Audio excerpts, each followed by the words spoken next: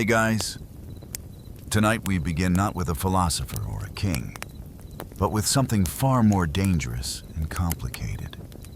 Dating in the Middle Ages, because believe it or not, finding love in a time of plagues, dowies, and chaperones was somehow even more awkward than texting someone.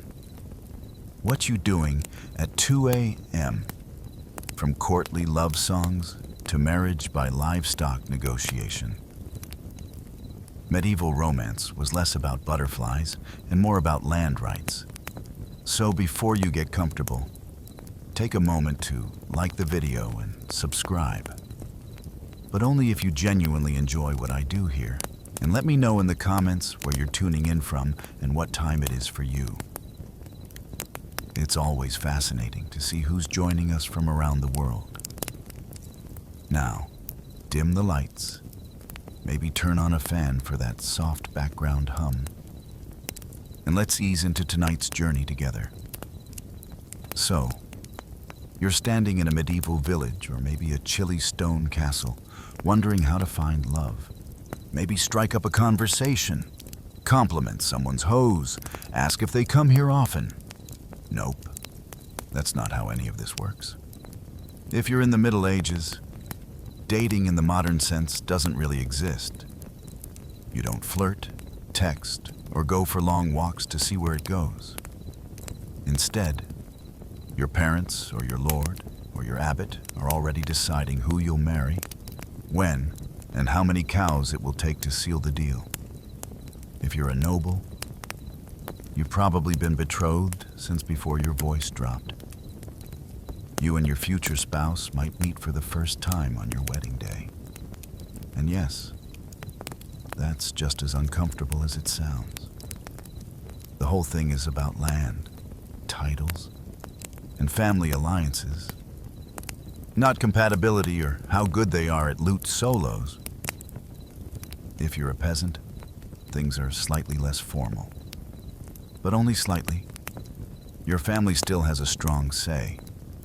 And love isn't really part of the discussion. Maybe your parents know a nice girl whose family owns a productive goat. Maybe they admire a boy who can thatch a roof without falling off. Boom. You're courting now. Lucky you. It's not that people in the Middle Ages don't feel romantic. They do. It's just not the priority. The goal is survival, inheritance, and social stability. Falling in love before marriage? That's risky. Falling in love outside of marriage? That's scandalous. Either way, it's frowned upon. Unless you're a character in a tragic poem, in which case, go wild. And yet, you dream. Maybe you write a little verse on a scrap of parchment. Maybe you sneak a glance across the market. Maybe, just maybe, you fall for someone who wasn't pre-approved by your family's livestock appraiser. But for now, you wait. You obey. You try not to fall for the miller's apprentice. Because in this world, love might be the goal of poets. But marriage is the work of parents, priests, and politics. So, you think someone's cute? Maybe it's the way they balance a basket of onions on their head. Maybe it's the confident way they beat mud off a rug. Your medieval heart skips a beat, but steady yourself. Because in this world, romance doesn't bloom without a balance sheet. Before you even think about courtship, you'd better ask, what do I bring to the table? And if your answer is a charming personality, then you might want to sit down. If you're a young man, you'll need land or livestock or tools, or a roof that doesn't leak too much. Love letters are nice, but nothing says husband material like 2 healthy oxen and a roof that can survive a mild storm. If your father has already promised the best goat to your brother, well, you might want to consider the priesthood. If you're a young woman, your family needs a doughy. That could be coin, clothing, or a suspiciously generous number of geese. Doesn't matter how witty you are. If your family can't pay up, you're likely to spend a long time perfecting your embroidery alone. Now, let's say you actually like someone. Someone who makes your callous heart flutter. You lock eyes at the well. There's a spark. It's romantic. It's poetic. It's completely irrelevant because unless your families are on equal financial footing, you might as well fall in love with a cloud. If you're noble, it gets worse. Your hand in marriage is tied to land, borders, and political favors. You're not just a person. You're a walking treaty. Congratulations. Even peasants aren't safe. Marriage is practical. You don't marry for butterflies. You marry because your pig pen borders someone else's wheat field. You dream of passion. You settle for irrigation rights, and yet you try. Maybe you offer a small gift, a carved spoon, a handful of berries, or your finest slightly cracked mug. Maybe they smile, maybe they don't. But the truth remains. In medieval dating, economics is the flirting and love is just a bonus. You hope your spouse develops eventually. So, let's say you're not a peasant worrying about pigs or a noble dealing with treaties. Let's say you're a knight. Shiny armor, big horse, questionable poetry skills. What's your love life like? Welcome to the strange and emotionally exhausting world of courtly love. Now, this isn't dating. This is performance art. Courtly love was a noble pastime. Part flirting, part spiritual suffering, and entirely impractical. You, the brave knight, choose a noble lady, usually one who's already married, and vow to adore her from afar. Not physically, of course. That would ruin everything. No. You're supposed to suffer elegantly. You might compose a few tortured verses about her silver laugh, or how her hair burns like the sun, which in medieval terms means she has hair and didn't insult your family. You wear her colors at tournaments. You pine. You sigh. You occasionally joust someone just because he glanced at her too long. The lady's role. She's supposed to pretend this is all very flattering while maintaining a level of icy detachment that would terrify a glacier.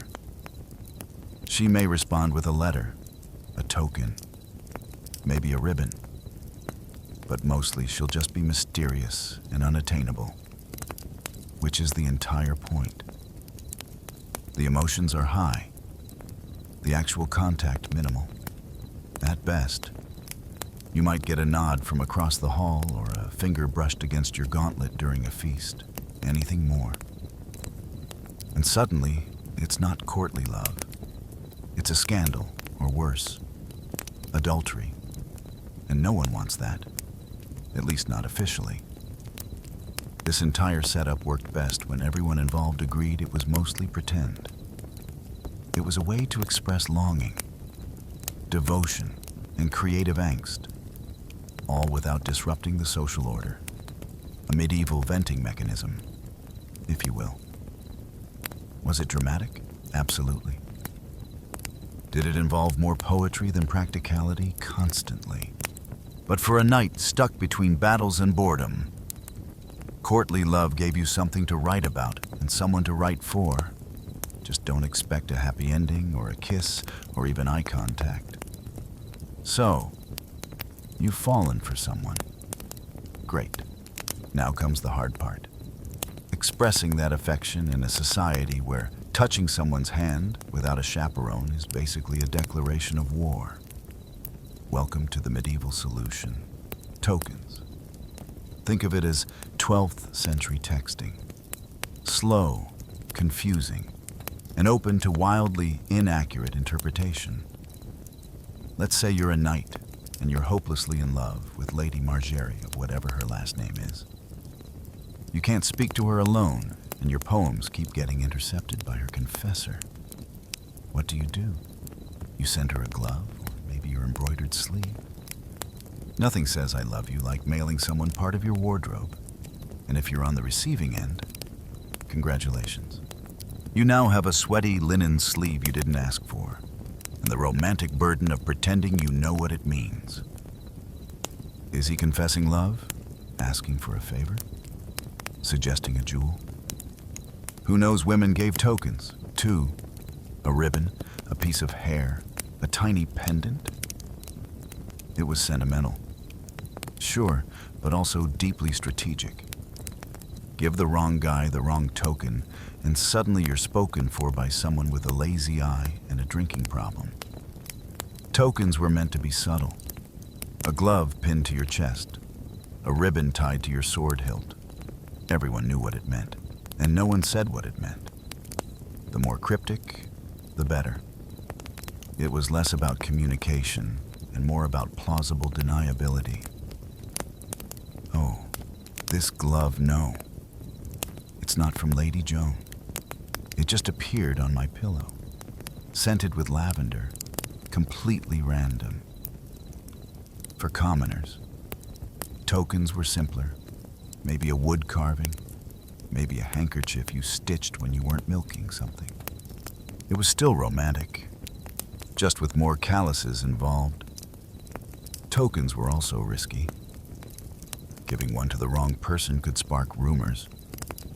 Receiving one you didn't want meant figuring out how to politely return someone's sock without insulting their lineage. But for all the awkwardness, these tokens carried real emotional weight. They were symbols of love in a world that didn't allow much room for it. So you finally build up the courage to talk to your crush. Maybe offer them a flower. Maybe quote a little bad poetry you definitely didn't steal from a traveling minstrel. You're ready for a moment of intimacy. Unfortunately, you're not alone. Welcome to the world of medieval dating surveillance, where love is never blind. It's heavily monitored by your mother, your priest, a nosy cousin, and sometimes all three at once.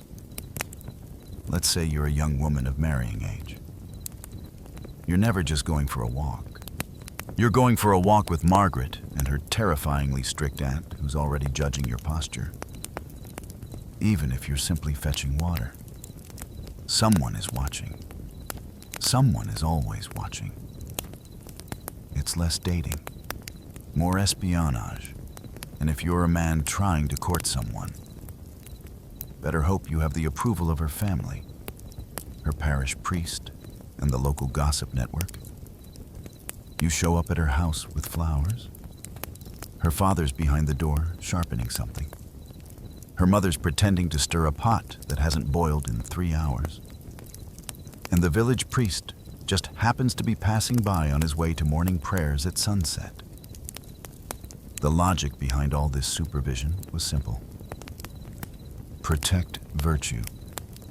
Preserve family honor and absolutely prevent any unsanctioned touching, especially before marriage, especially alone, especially ever.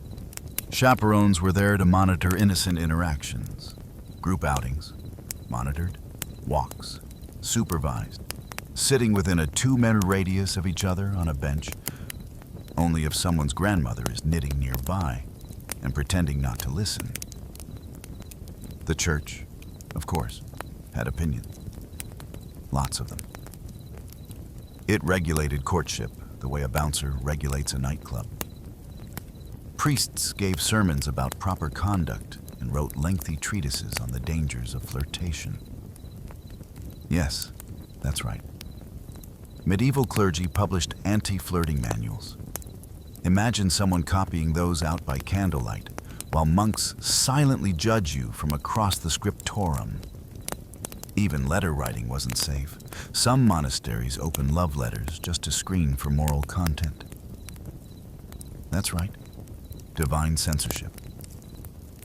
So, If you want to fall in love, you'll have to get used to doing it quietly and in the presence of your entire extended family, and possibly God. So, you're in love. Or at least medieval in love, which is mostly longing, confusion, and a lot of pacing near windows. You've exchanged glances across a feast. Maybe they picked up your dropped handkerchief and didn't immediately throw it into the fire. The tension is unbearable, but you still can't speak freely. There are chaperones, priests, mothers lurking like emotional border patrol agents. So, what do? You write a letter? Ah, yes. The secret love letter. The most dangerous piece of parchment since the excommunication notice. This is your chance to confess your heart using the most cryptic, overly poetic language possible. Because you can't just say, "I like you." You must say, "My soul is a stag pierced by the arrow of your grace, roaming the forests of yearning." Naturally, if you're literate, which, let's be honest, isn't a given, you pen your message on vellum or rough parchment. If you're really dedicated, you dust it with flower petals or perfume. Just be careful with that. One noble accidentally used a love letter to wrap a herring and delivered it to the wrong girl. They're married now. It's fine. Now comes the problem of delivery. You can't just hand it over. You need a courier, a loyal servant, a bribed monk, or a younger sibling with limited understanding of consequences. Sometimes even a minstrel would do the job. Singing your poem in the town square while pretending it was anonymous. Subtle. And the poetry risky. Very risky. The line between romantic and heresy was thinner than amongst patients during Lent. If your metaphor even hinted at anything physical, you might find yourself confessing to both lust and literary exaggeration.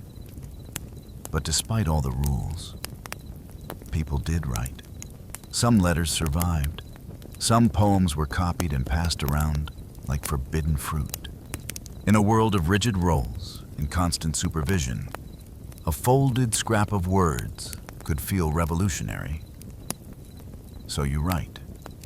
You risk it. You press your trembling hand to the parchment and say everything you can't say aloud. Just don't sign it too clearly.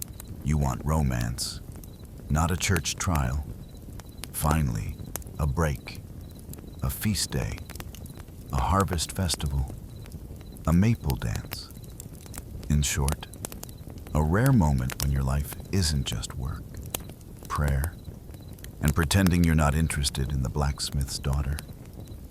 Today, you're allowed to flirt, sort of as long as no one sees, or everyone sees, but pretends not to.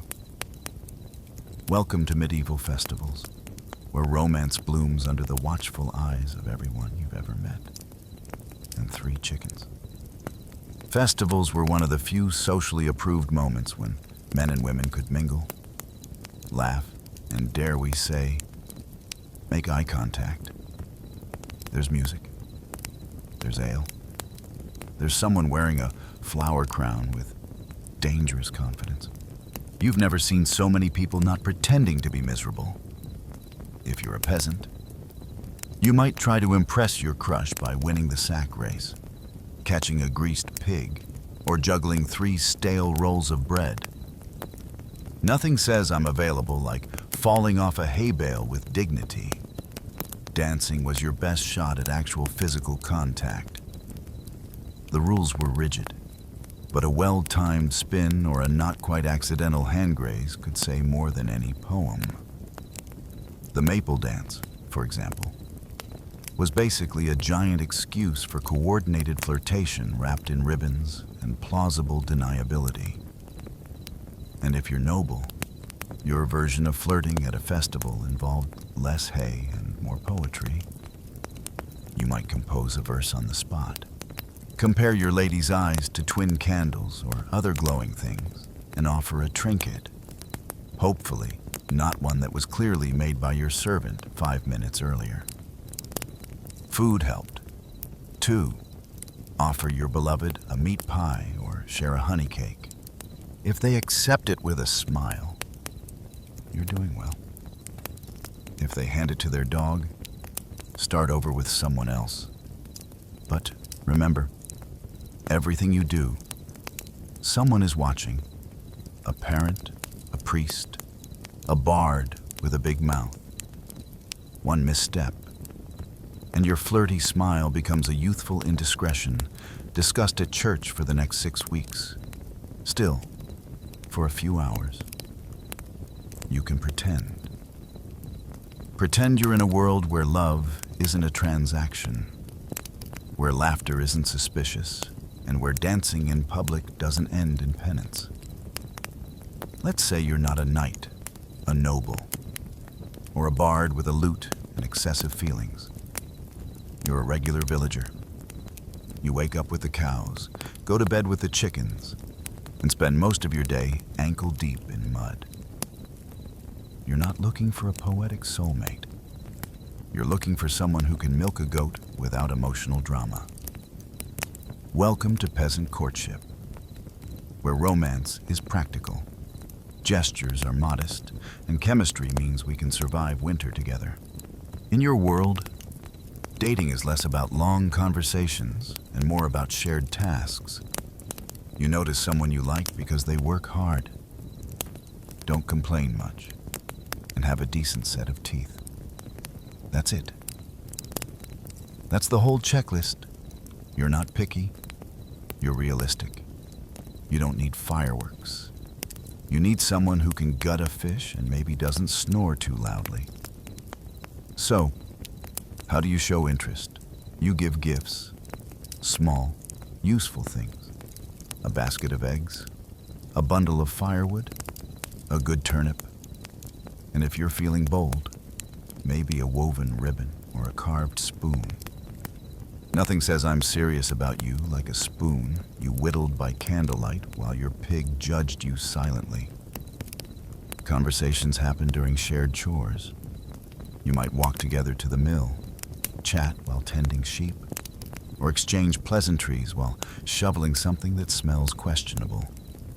No one's reciting poetry. You're talking about the weather, crop yields, and whether or not old Thomas fell in the well again. And yet, in its own way, it's romantic. There's a sweetness in the simplicity, a shared life built not on idealism, but on cooperation. You know each other's strengths, weaknesses, and how fast they run when a goat escapes. Proposals often came quickly. If you both agreed, and the families did, too, marriage followed. Maybe you moved into a shared hut. Maybe you built a new one from scratch with help from the village. You brought your best blanket. They brought a goat. Together, you began the strange miracle of domestic survival. It's not glamorous, but it's honest. You've done it. You found someone who can cook, clean, tolerate your family, and doesn't visibly recoil at the sight of your feet. True love. Right now, it's time to get married, which in medieval terms means you're entering into a contract.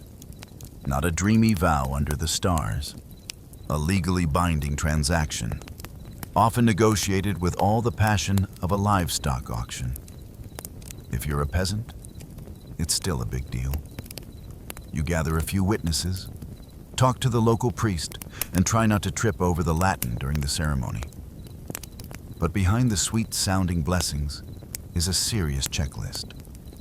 Doughy, land rights, who gets the cow, and what happens if someone dies during planting season. Ah, yes, romance. If you're from the upper class, buckle up. Your marriage is a full-blown legal negotiation. Your parents, their parents, the priest, the scribe, maybe a cousin who once studied law. They're all in on it. The bride and groom, mostly just standing nearby, looking decorative and nodding when spoken to. You may or may not have even met the person you're marrying. Your family has done the math. Your estate needs her fields, her doughy balances your debts, and both of your coats of arms look good next to each other. Love is optional. The merger is not. And once you're married, it's permanent. Divorce isn't really a thing unless you can prove someone wasn't baptized, was secretly related to you, or died and forgot to mention it. Annulments existed, but they required a lot of paperwork, a bit of luck, and a solid bribe. Still, not everything is bleak. Some couples genuinely grew to love each other, shared chores, raising children, surviving winters. These things have a way of building affection, or at least tolerance, which in medieval terms is basically the same thing. The church was involved in every step. Marriage was a holy sacrament, one of the 7 big ones. You didn't just marry for legal reasons. You married because God needed a witness, possibly 2. So you stand, exchange vows, and smile as someone hands over a sack of onions and calls it a blessing. So let's say you've had enough. Enough contracts, enough negotiations, enough being treated like a particularly valuable sack of flour. You're a noble, but for once, you want to marry for love, not for land, not for lineage, not for your father's strategic ambitions, just love. Congratulations, you're about to cause a scandal. Noble allotments were the medieval equivalent of lighting your family tree on fire and dancing in the ashes. If you ran off to marry someone of your own choosing, it wasn't just personal rebellion. It was political sabotage. Let's say your Lady Elela Nana promised to suboring von estate secure, but you've fallen madly in love with a penniless squire who smells faintly of horses and adventure. You meet in secret, whisper sweet nothings in the stables. And one day you vanish off to a monastery where the abbot owes you a favor. There you marry under questionable legality with only a nervous monk and 2 chickens as witnesses. Back at home, chaos. Your family outraged. Your father threatening to siege the groom's family garden. Your mother crying into her embroidery hoop. The church deeply concerned. The gossip delicious. And if you're the groom in this romantic rebellion, don't get too comfortable. Best case scenario, you get to keep your bride and your kneecaps. Worst case, you're excommunicated and disemboweled in that order. Still, some couples got away with it. If the union couldn't be undone without causing even more embarrassment, families sometimes just sighed and moved on. After all, what's done is done, and at least nobody died. Hopefully, in rare cases, these scandals became legends. Songs were written, poems composed, stories whispered at banquets. 2 nobles who chose love over duty, practically mythological. And yes, most noble marriages were transactional. But these moments, brief rebellions, passionate escapes, whispered vows beneath moonlit towers, they reminded the world that love, though inconvenient, refused to go extinct. So, if you ever feel dramatic for swiping left or turning down a second date, just remember, at least your love life doesn't involve secret weddings, angry barons, and a horse tied to a ladder outside your window. Ah, marriage. That beautiful union of 2 souls and their respective financial portfolios. Because in the Middle Ages, love was nice, but a doughy, Now that was truly romantic. Let's say you're a bride. You're not just getting married. You're being launched like a small, doughy-equipped economic vessel. Your family prepares your doughy: money, livestock, land, linens, a cow or two, depending on how lovable they think you are, and maybe even a set of pewter dishes if they're feeling generous. These offerings go to your future husband, who accepts you and your portable wealth with open arms and a mental calculator. Now, flip the scenario. In some cultures or regions, it's not the bride's family giving the goods, it's the bride price. The groom pays her family for the honor of marrying her, effectively saying, "Here's a horse, a cloak, and 3 pigs. Now give me your daughter." Medieval romance at its finest. The point is, someone is paying someone. You're getting married. And there is absolutely a receipt involved. These exchanges weren't just about wealth. They were about status, expectations, and public statements. A large diary might indicate a bride came from a prestigious family.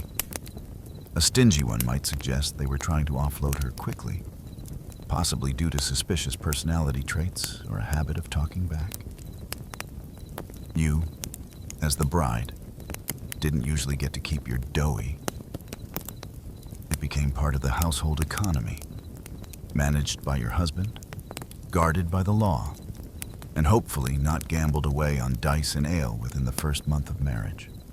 If the marriage ended through death, annulment, or your husband wandering off to join a monastery after midlife regret, your doughy could theoretically be returned, but retrieving it was often harder than pulling a sword from a stone.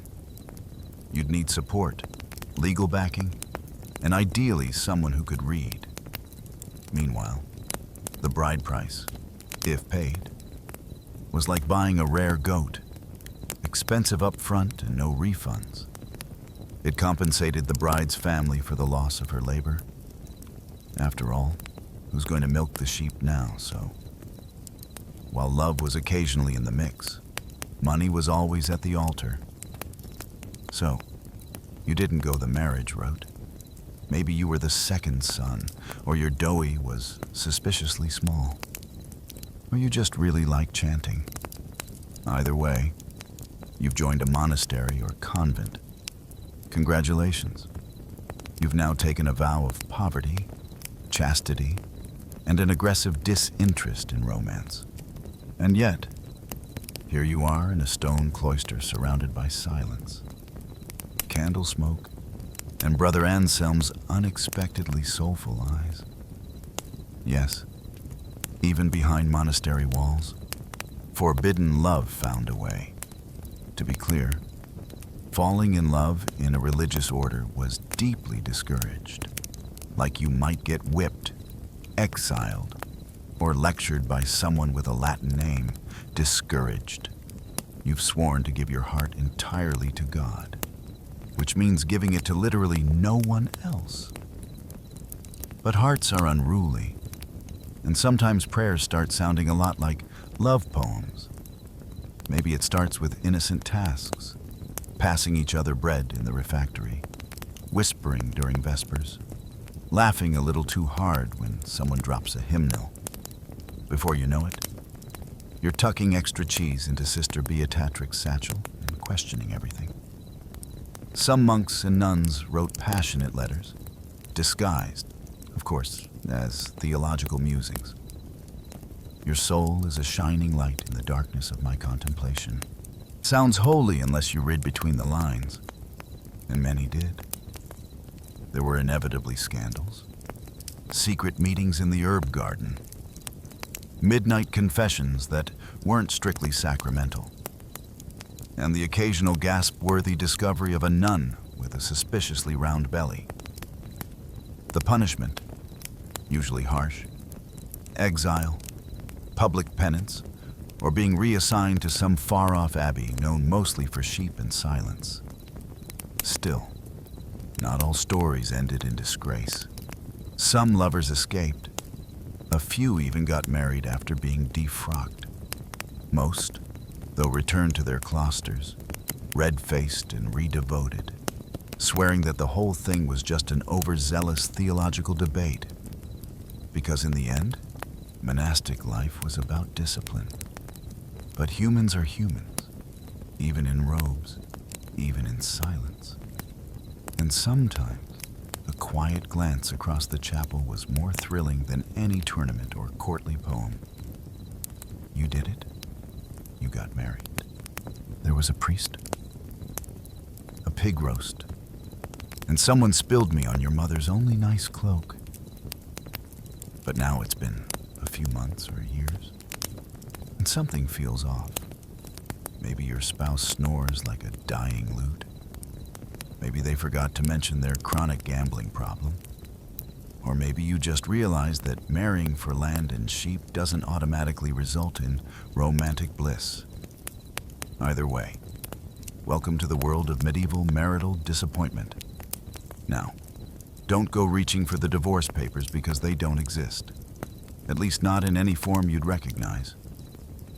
Marriage was a sacred and unbreakable bond approved by the church, sealed by God, and enforced by public shame.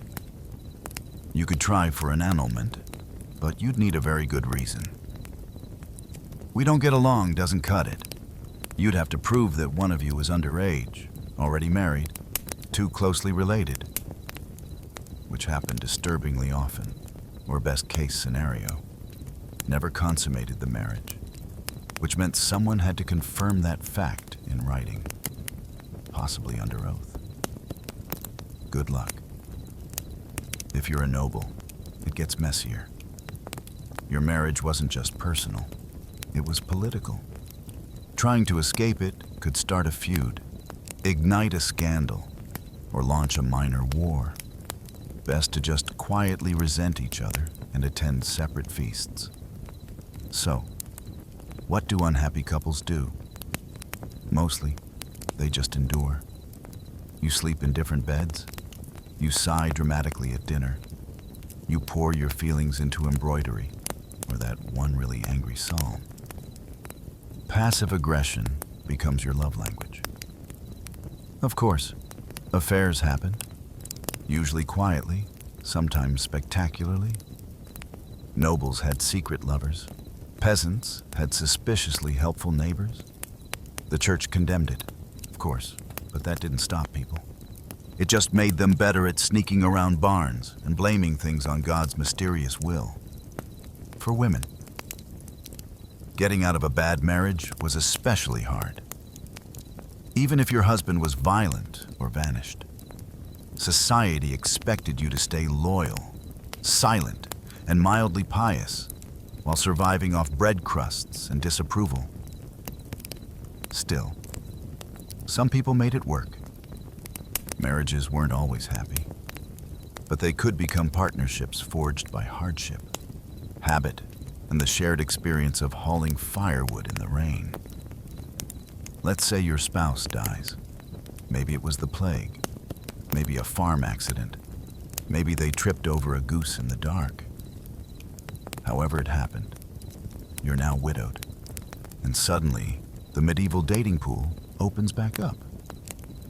Being a widow in the Middle Ages was oddly liberating. Not do whatever you want liberating, but certainly more freedom than you had before, for women especially. Widowhood often brought a taste of independence, managing land, making decisions, even speaking in public without being immediately shushed. And if you were youngish and still had teeth, you could remarry quickly, very quickly. Mourning periods existed, but so did survival instincts. A widow with land and no husband was basically a walking treasure chest. Suitors appeared with alarming speed, some sincere, others just very enthusiastic about your dairy cows. If you're a man and recently widowed, society practically pushes you back into marriage. Who else is going to cook, clean, and raise the 11 children you somehow accumulated? So you start looking. Maybe the baker's daughter. Maybe that quiet widow who always brings suspiciously good meat to market. Romance in second marriages could be surprisingly sweet. This time around, you're older, wiser. You're not being pushed into an alliance. You're choosing someone to survive with. Maybe even someone you like. Wild concept. Of course, there were rules.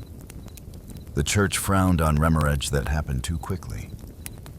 Like your spouse isn't cold yet quickly. And widows often had to negotiate with family over dowies and inheritance. Nothing says romantic second chance like arguing with your brother-in-law over who keeps the butter churn. But still, second marriages were common, even expected. Life was short, winters were long. No one wanted to spend them alone if they didn't have to. And yes, love was part of it. Maybe not the swooning sonnet writing kind, but the quiet kind, based on shared stories, mutual respect, and the understanding that both of you had already seen some things. So you light the fire, pour the soup, and try again.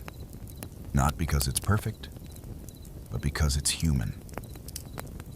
You've made it this far, survived the contracts, the courtships, the chaperones, and possibly a dramatic barn elopement. But before you fall for someone new, ask yourself the most medieval question of all.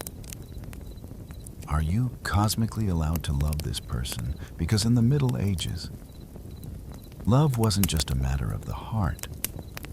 It was a matter of stars, bones, and whether or not your grandmother saw a fox this morning. Let's begin with astrology.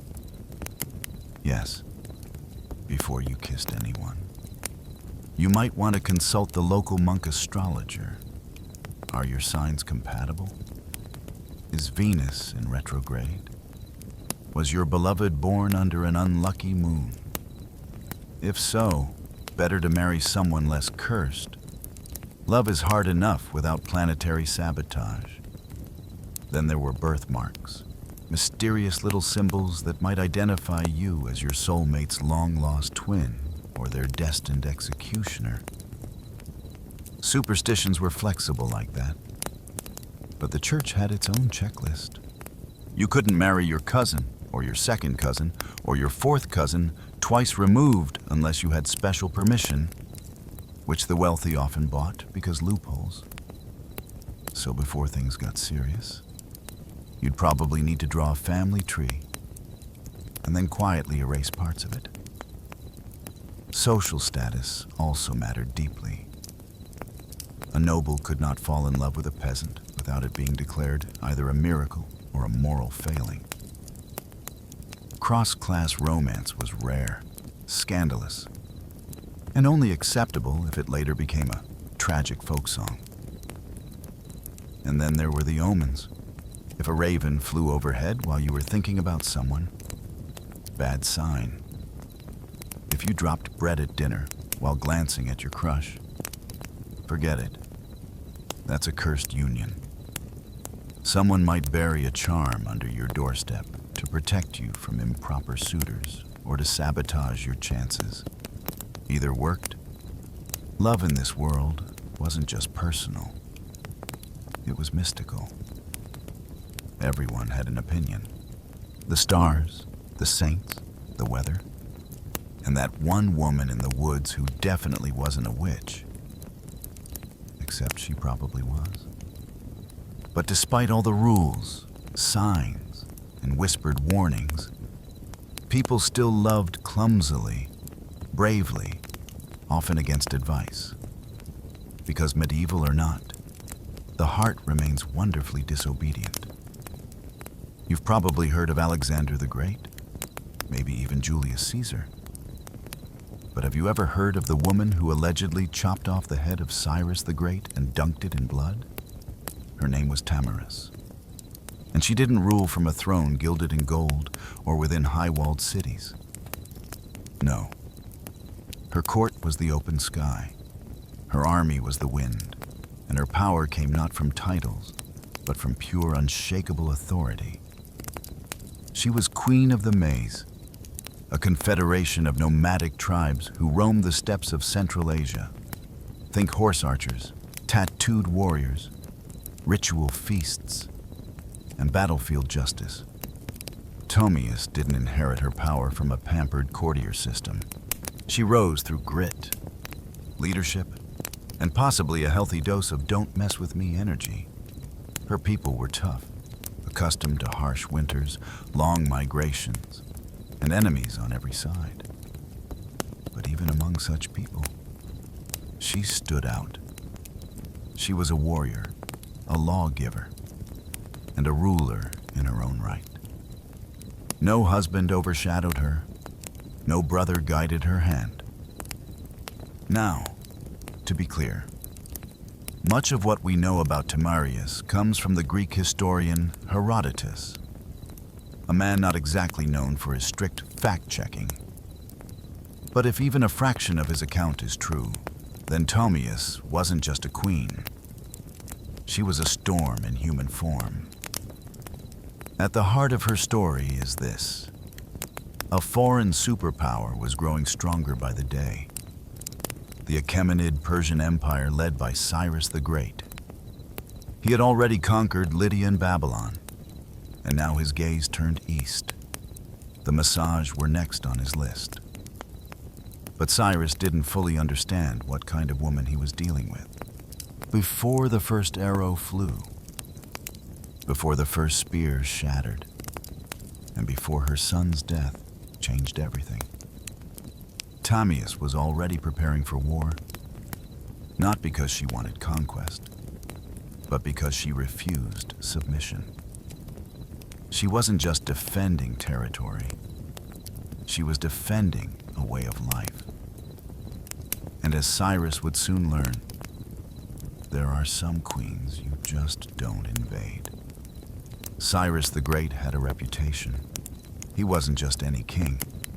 He was a conqueror's conqueror, the kind of man who could stroll into ancient cities, topple empires, and still get remembered fondly by historians. So when he looked east toward the land of the Massage, he didn't exactly expect resistance. After all, who could possibly say no to the man who had taken Babylon without even breaking a sweat? Cyrus sent a polite offer first, because of course, every good imperialist starts with a smile. He proposed a political marriage between himself and Tomius. Now, you might think that's romantic, but Tomius saw right through it. She understood that this wasn't about love or even alliance. It was about control. If she married Cyrus, her kingdom would become just another province of the Persian Empire, and she, a trophy queen. She declined firmly. Cyrus, unaccustomed to rejection, didn't take it well. If he couldn't charm her into submission, he would take her kingdom by force. He crossed the Araxes River, which separated his empire from the lands of the Maj, and established a foothold. But Tomius wasn't idle. She gathered her warriors, consulted her chiefs, and prepared for what she knew was coming war. Then came the bait. Cyrus, under the guidance of his general, Harpagus, laid a trap. He left a portion of his army behind with a lavish camp overflowing with wine and food, luxuries that nomads rarely indulged in. Tamius's son, Sparapises, led a detachment to investigate. They raided the camp, took the supplies, and fatally drank the wine. The Persians returned at just the right moment, drunk, disoriented, and unprepared. Sparapises and his men were overwhelmed. He was captured alive. When Tamaris heard the news, her world cracked. This wasn't just a military loss, it was personal. Her son, her heir, was now a prisoner in Persian hands. She sent a message to Cyrus. Give me back my son and leave. If you do not, I swear by the sun, the master of the massage, I will give you your fill of blood. Cyrus didn't listen. Sparapises, ashamed of his capture, killed himself in Persian custody. Tomius had just lost her only son, and now she was out for blood. Grief is a powerful thing, but grief mixed with fury, that's the recipe for absolute devastation. When Tomius learned her son Sparapises had taken his own life in Persian captivity, something inside her snapped. This was no longer about borders, pride, or even independence. This was war soaked in vengeance. And Tomius wasn't one to grieve quietly. She didn't retire to her tent in mourning robes or weep by the fire. No, she mounted her horse, sharpened her weapons, and swore an oath that would echo through history. She would face Cyrus in battle. She would defeat him. And then she would make sure he never forgot her name, even in death. According to Herodotus, Tamias summoned her tribal council. Under her command, the massage mobilized. Picture it. Hundreds of warriors on horseback, adorned in leather armor, wielding bows and spears, faces painted with fury. They didn't march like a Persian army. They moved like a storm, swift, chaotic, and with deadly precision. This time, she set the trap. Cyrus, perhaps overconfident from his earlier deception, underestimated her resolve, but Tomius knew his tactics now. She studied his movements, waited for the right moment, and then unleashed everything. The two armies clashed in what Herodotus describes as one of the bloodiest battles of the ancient world.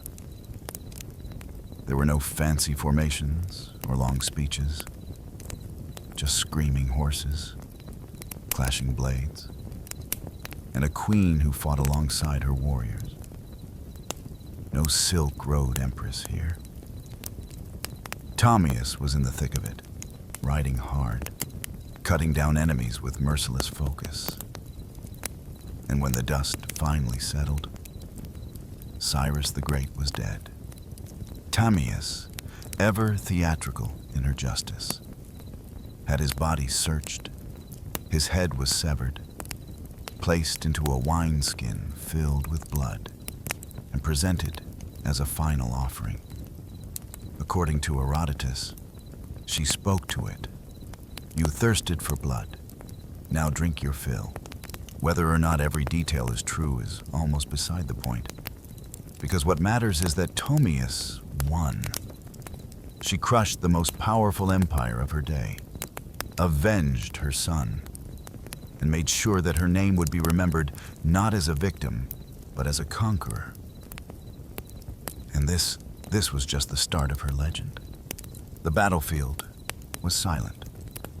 The Persians were dead or fleeing, their legendary king lifeless in the dust. And Tomius, she didn't celebrate like a conqueror. She didn't parade through papalolis or carve her face into coins. Instead, she stood over Cyrus's body, her vengeance fulfilled, but her heart still broken. Victory, it turned out, didn't bring peace. The massage had won more than just a battle. They had turned the tide of empire. The death of Cyrus the Great sent shockwaves across the ancient world. In Babylon, Egypt, and the far corners of the Persian realm, rumors swirled. The unstoppable king had fallen, not at the hands of another great empire, but by a nomadic queen who had no throne, no palace, just fury, grit, and a cavalry of warriors who would ride into hell for her. And yet, Tomius didn't exploit her victory for conquest. She returned to her people with the same pragmatism she ruled with. No war taxes, no imperial ambitions. She didn't try to seize the Persian throne. That wasn't her world. Her justice had been served. Her son had been avenged. The empire could continue without Cyrus, but now it would think twice before ever riding east again. It's worth noting just how rare this was. Most rulers, after winning a battle of that magnitude, would have grabbed power with both hands. But Tamias seemed more concerned with preserving her people's freedom than expanding her reach.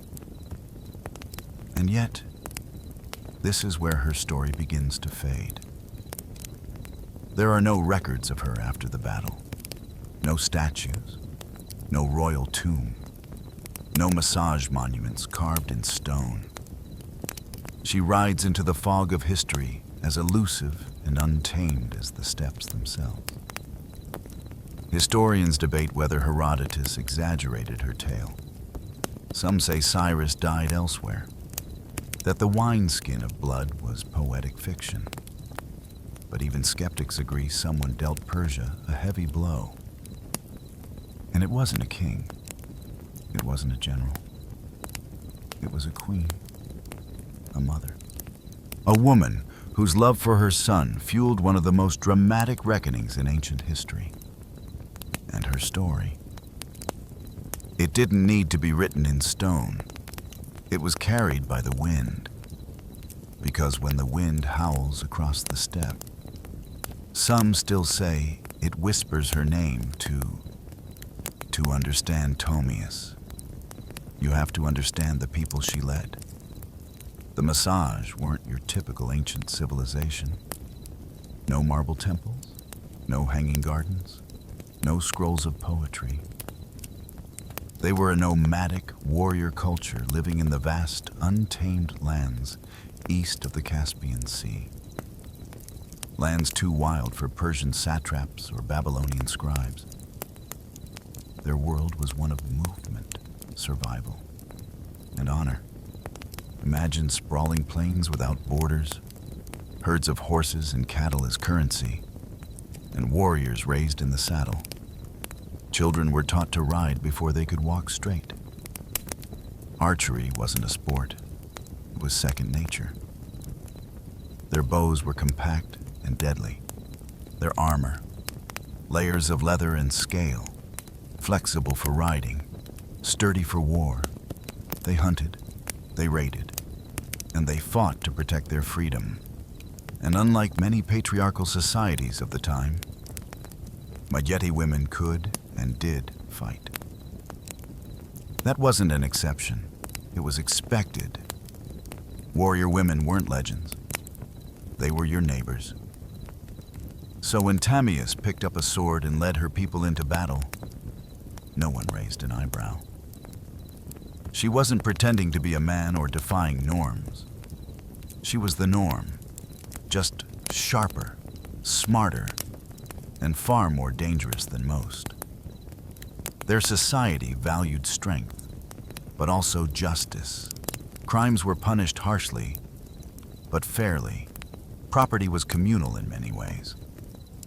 What mattered was loyalty to the tribe and the ability to defend it. Kings and queens ruled. Yes, but through consensus, not tyranny.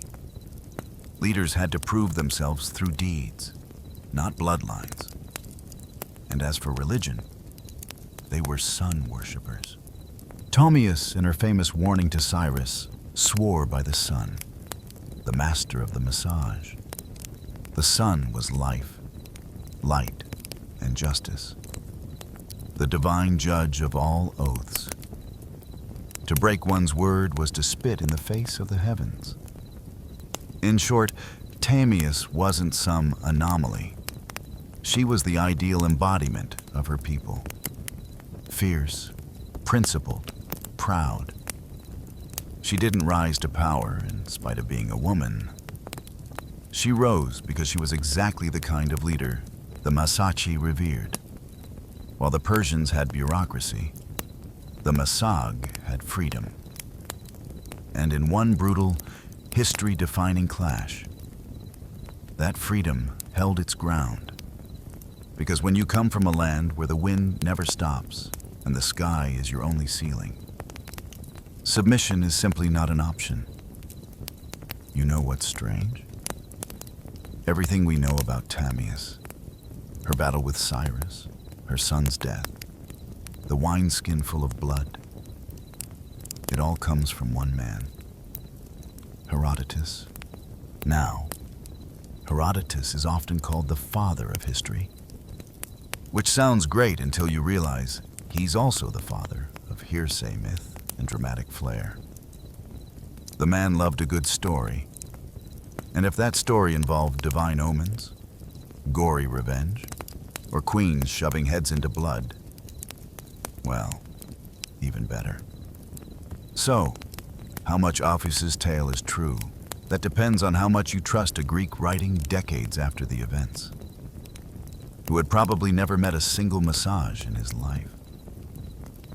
Herodotus relied on second-hand accounts, travelers' tales, and whatever rumors were circling the Persian Empire. To him, history wasn't just a record, it was a performance. Still, here's the thing. He chose to tell her story in a world brimming with male warlords, tyrants, and kings. Herodotus went out of his way to spotlight a steppe queen who brought down one of the greatest rulers in history. That's not nothing. But let's zoom out. Why did this tale spread so widely? Simple. It had everything. It had a noble woman, a tragic son, a cunning enemy, a battle to the death, a gory finale worthy of any Greek tragedy. If you were living in Athens or Thebes and heard this tale from a traveling bard, you'd remember Tamias forever. Not because she wore a crown, but because she dared to defy a superpower and won. And over time, her story morphed. Medieval chronicles painted her as a savage Amazon. Renaissance artists depicted her drenched in blood. Holding Cyrus's head like a trophy, she was exotic, fearsome, iconic. Yet through all the retellings, something real clings to her legend. Maybe not the exact dialogue, maybe not the wineskin, but the bones of the story. The queen, the sun, the war, the victory. Feel too specific, too human to be pure invention. In the end, Herodotus didn't just preserve Tamias, he mythologized her. And while that may blur the lines between fact and fiction, it also ensured that her name would live far longer than Cyrus's imperial edicts. Because history forgets generals, but it remembers vengeance. For a queen with no surviving monuments, Tamias has haunted the imagination of empires for over 2,000 years. Renaissance painters adored her. She was a dramatic muse, perfect for the bloody climax of a canvas. In 1622, Rubens painted her calmly holding a severed head, while courtiers looked on in awe. In another, she stands regal and composed, while Cyrus's decapitated head is ceremonially dunked into a golden vessel brimming with blood. Tasteful, maybe not. Memorable, absolutely. To European artists, Tamias wasn't just a historical figure. She was symbolism incarnate, a woman who punished pride, a savage noble, a cautionary tale, a feminist icon. Depending on who was holding the brush, she could represent the righteous fury of a mother, the barbarism of the East, or the wisdom of a ruler who refused to be bought. Writers loved her, too.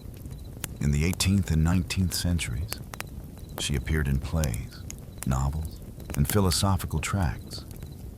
Enlightenment thinkers debated whether she was proof that women could govern wisely, or a reminder of what happens when emotions rule leadership.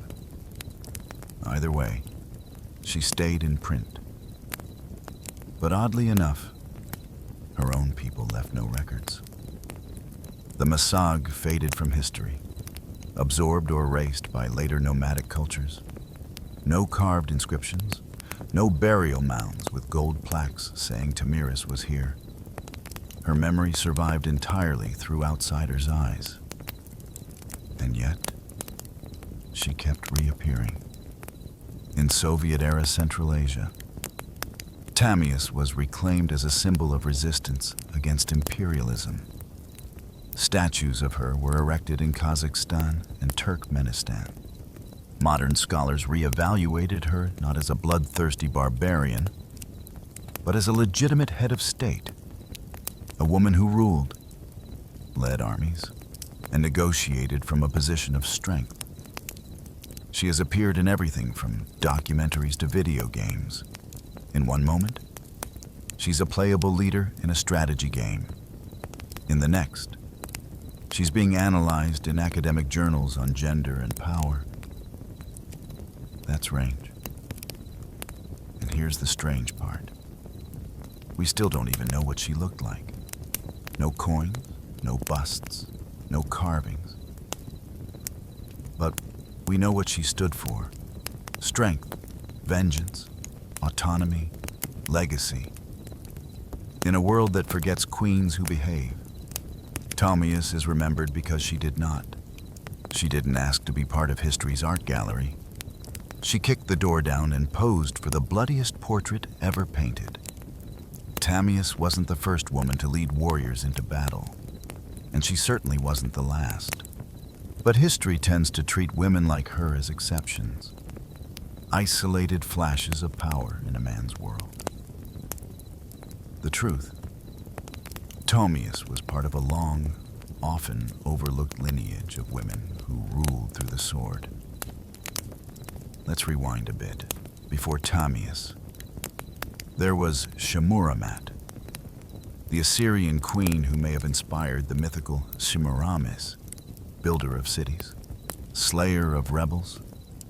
Around the same era, the Scythians, cultural cousins of the Massaget, had female warriors buried with weapons, their skeletons showing clear signs of battle injuries. These weren't ceremonial roles.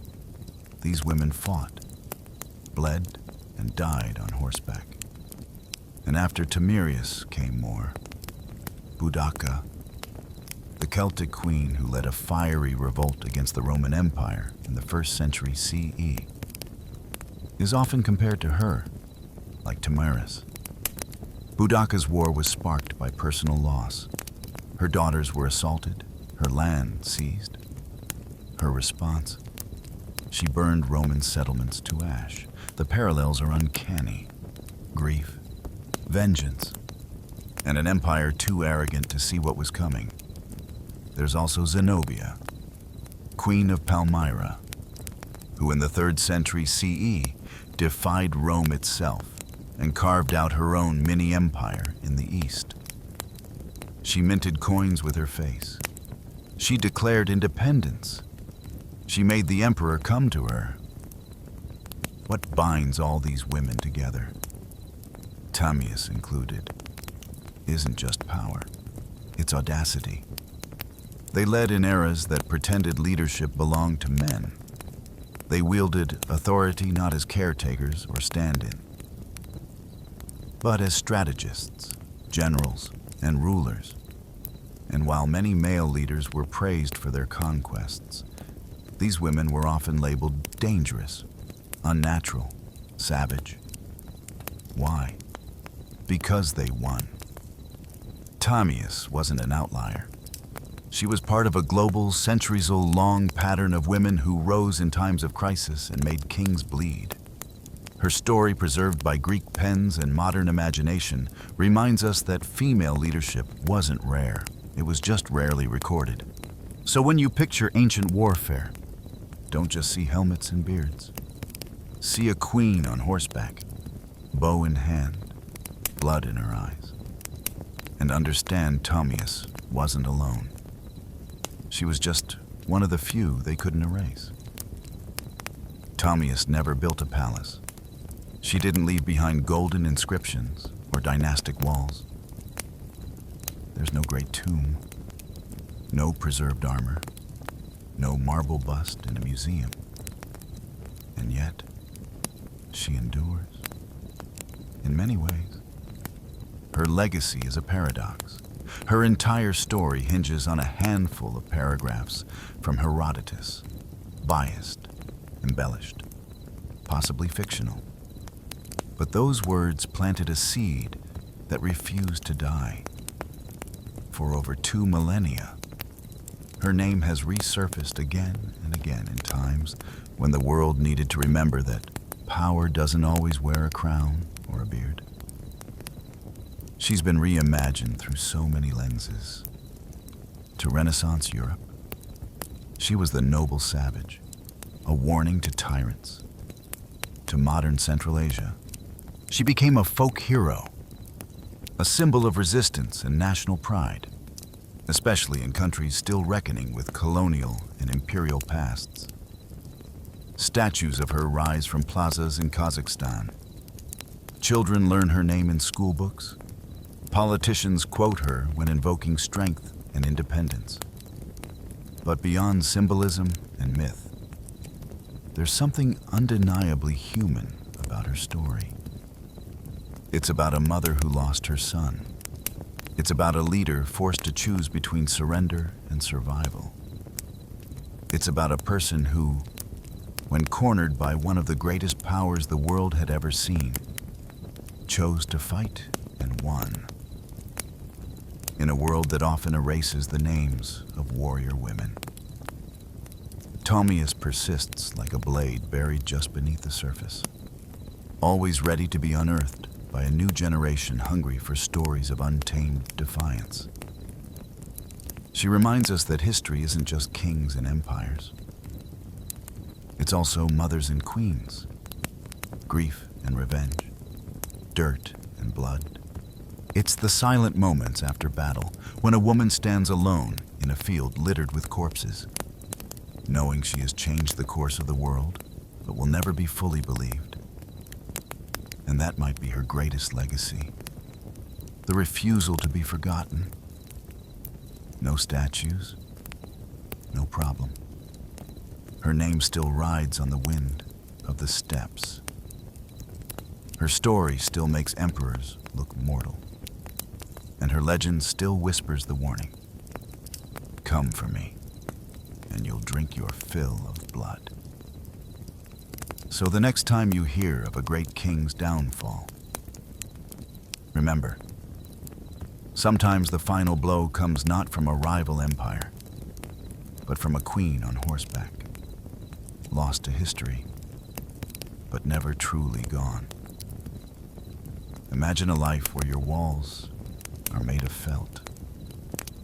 Your roof is stitched from hide, and your front door opens to the horizon. There are no cities, no farmland, no stone monuments to pass on to the future. Just the rhythm of hooves, the whisper of grass, and the ever-changing sky. For ancient nomadic cultures, permanence was a myth, and mobility was strength. From the Eurasian steppes to the Arabian deserts, ancient nomads shaped entire civilizations without leaving a single marble temple. These weren't ruthless wanderers. They were strategic movers, guided by the seasons, the grazing patterns of their herds, and an intimate understanding of terrain. Their homes were yurts, tents, or wheeled wagons, foldable fortresses designed for life on the move, cattle, sheep, goats, and most of all, horses were the pillars of nomadic life. A person's wealth was counted in livestock, not land. Horses were more than tools. They were companions, weapons, and status symbols. To ride well was to survive. To ride best was to rule, But being mobile didn't mean being disorganized. Nomadic societies had complex social structures.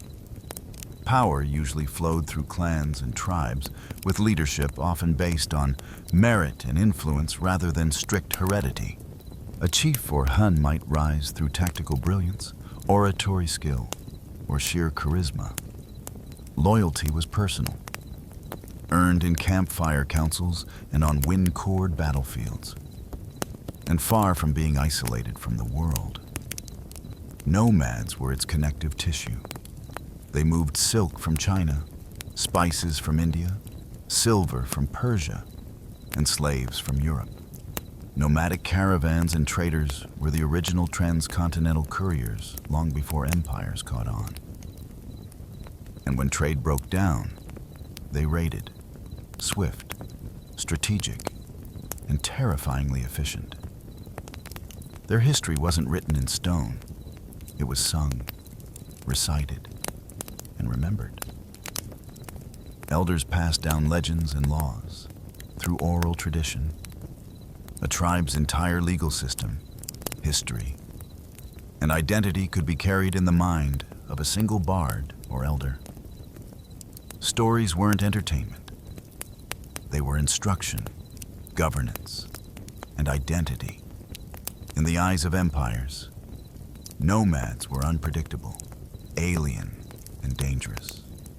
But to themselves, they were guardians of freedom, masters of adaptation, and heirs to the wind. They left few ruins behind, but they reshaped the world every time they rode. Long before the Mongols thundered across Eurasia, the Xians ruled the windswept steppe. Between the 9th and 2nd centuries BCE, these nomadic warriors dominated the lands stretching from the Black Sea to the edges of Central Asia. To the Greeks, they were fearsome horsemen and exotic barbarians. To themselves, they were a people of freedom, vengeance, and pride. Saiyan society was built around mobility and violence. Their horse culture was unmatched. Boys learned to ride before they could walk properly. Their weapons were practical and deadly. Short composite bows, ideal for shooting while galloping at full speed. Curved swords, battle axes, and iron-tipped spears. The Scythian warrior wasn't just a man alone either. Archaeological finds confirm what Herodotus hinted at. Women fought too. Some graves reveal female skeletons buried with weapons, showing battle wounds that only came from real combat. They didn't build cities, but their cairns, burial mounds, have preserved their legacy. Beneath these mounds, archaeologists have found gold, intricate tattoos on preserved skin, embroidered garments, and elaborate weaponry. Their art style, full of swirling animals and predatory symbolism, reflects a life bound to nature and the hunt. But the Xians weren't just wild raiders. They were diplomats, mercenaries, and traders, especially with Greek colonies along the Black Sea.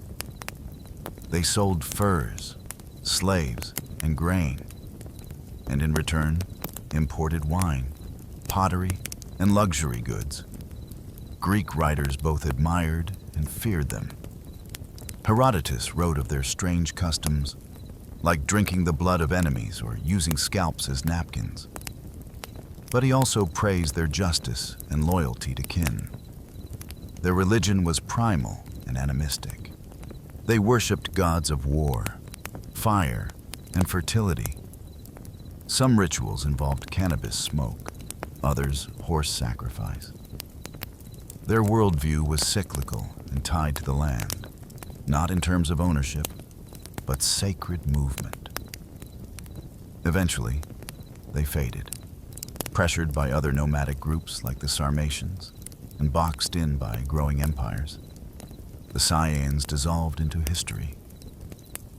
But they set the standard for the steppe warrior archetype, a mobile, deadly, fiercely independent fighter with no master and no fixed home.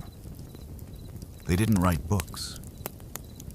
But when you see a mounted archer silhouetted against the steppe, that shadow is Scythian. They were the storm before the empire, while the Scythians ruled the grasslands. The Bedouins carved their legacy into sand, originating in the vast deserts of the Arabian Peninsula.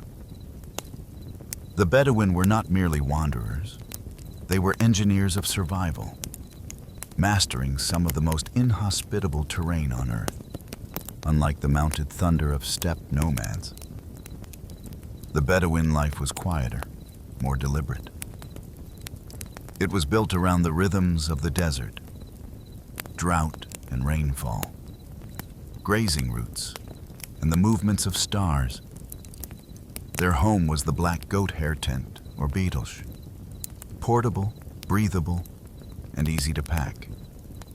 Life moved with the camels, known as the ships of the desert. Camels were transport, food, clothing, and currency all at once.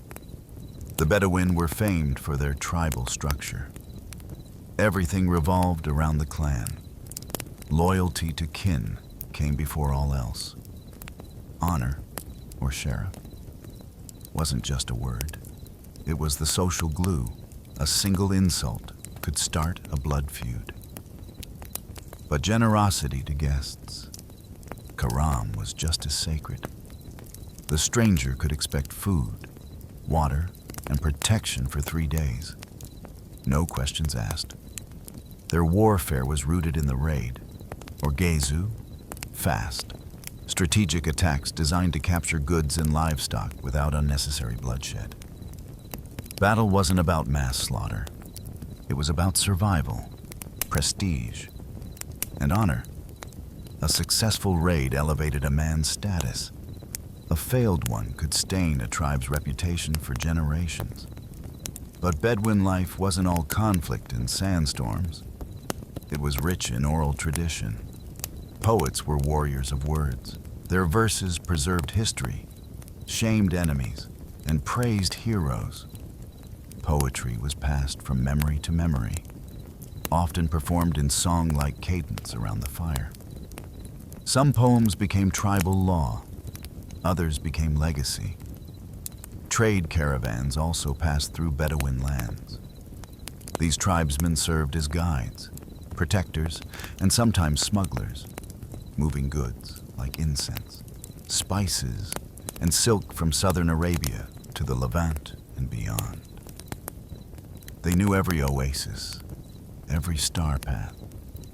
Their knowledge was legendary and expensive. Though many Bedouins later integrated into cities and empires, they maintained a fierce sense of identity.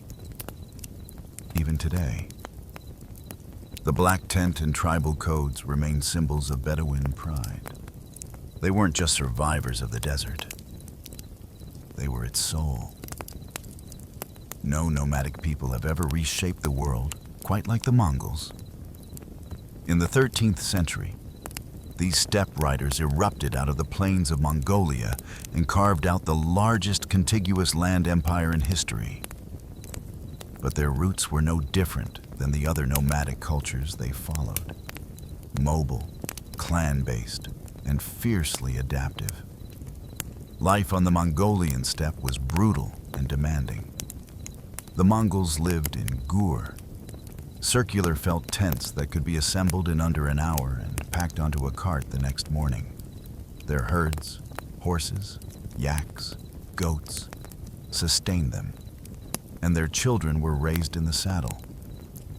Writing was a skill learned before literacy. In fact, most Mongols couldn't read, but they didn't need to. Their knowledge was encoded in songs, proverbs, and memory. What made the Mongols different was how they weaponized mobility. Under Genghis Khan, tribal divisions were shattered and reorganized into a new merit-based system. Loyalty to tribe was replaced by loyalty to the Khan, And with that, the world changed. Mongol warfare was a ballet of speed and deception. Their horse archers could fire accurately at full gallop, fake retreats to lure enemies, and travel over 100 miles a day. But they weren't just raiders. They were strategists. They used scouts, spies, signal flags, and psychological warfare with terrifying precision.